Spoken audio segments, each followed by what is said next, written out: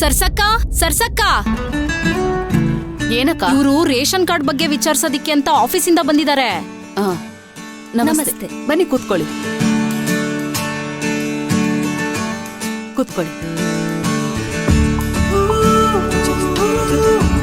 Madam, ನೀವು ಪ್ರತಿ ತಿಂಗಳು ರೇಷನ್ ಕಾರ್ಡಲ್ಲಿ ರೇಷನ್ ತಗೋತಾ ಇದ್ದೀರಾ ಅಲ್ವಾ? ತಗೋತಾ ಇದೀವಿ. ತಗೋತೀವಿ ಮೇಡಮ್. ಇನ್ ಮುಂದಿಂದ ಒಂದಿನನೂ ತಪ್ಸಲ್ಲ. ಯಾಕೆ ಅಂದ್ರೆ ರೇಷನ್ ತಗೊಳೋದು ಎಷ್ಟು ಇಂಪಾರ್ಟೆಂಟ್ ಅಂತ ಇವಾಗ ಎಲ್ರಿಗೂ ಅರ್ಥ ಆಗಿದೆ. ಸರ್ಕಾರ ಕೊಟ್ಟಿರೋ ಸೌಲಭ್ಯಗಳನ್ನ ಟೈಮ್ ತಗೊಳ್ಳೋದು ಒಳ್ಳೇದಲ್ವಾ? ಅದು ನಿಮ್ಗೋಸ್ಕರನೇ ಅಲ್ವಾ ಮಾಡಿರೋದು?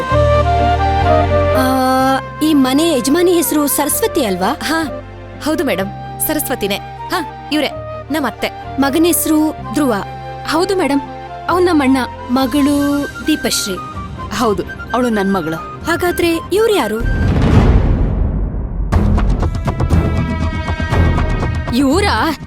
ಇವ್ರು ಬಂದ್ ಹೋಗೋ ನೆಂಟ್ರು.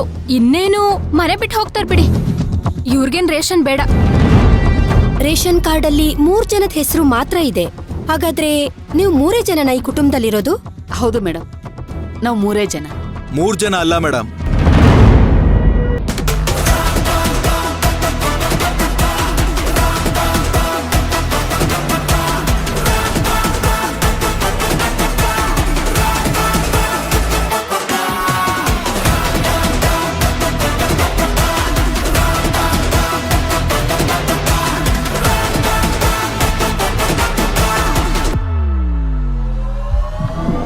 ಮೇಡಮ್, ನಮ್ಮ ಮನೇಲಿ ಬರೀ 3 ಜನ ಅಲ್ಲ, 4 ಜನ ಇದ್ದೀವಿ.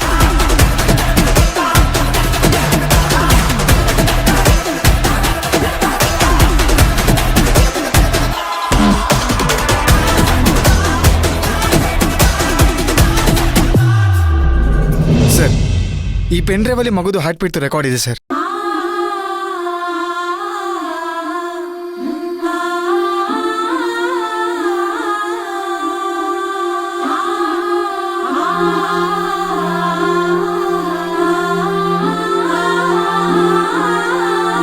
ಸರ್, ಇದು ಮೈನವ್ರದ್ದು ಸ್ಕ್ಯಾನಿಂಗ್ ರಿಪೋರ್ಟು. ಅವ್ರಿಗೆ ತಲುಪಿಸ್ಬಿಡ್ತೀರಾ ಸರ್?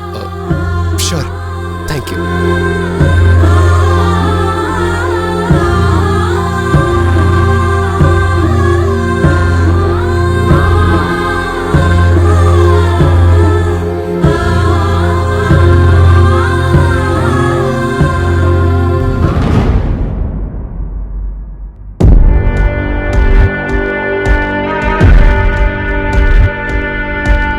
ಮೈನ ಸ್ಕ್ಯಾನಿಂಗ್ ರಿಪೋರ್ಟ್ನ ಮತ್ತೆ ಮಗು ಹಾರ್ಟ್ ಬೀಟ್ಸ್ ಇರೋ ಸೌಂಡ್ನ ಪುಷ್ಪಕ್ ಅವ್ರು ಯಾಕೆ ತಗೊಂಡೋದ್ರು? ಏನೋ ಒಂದು ಅರ್ಥ ಆಗ್ತಿಲ್ವಲ್ಲ.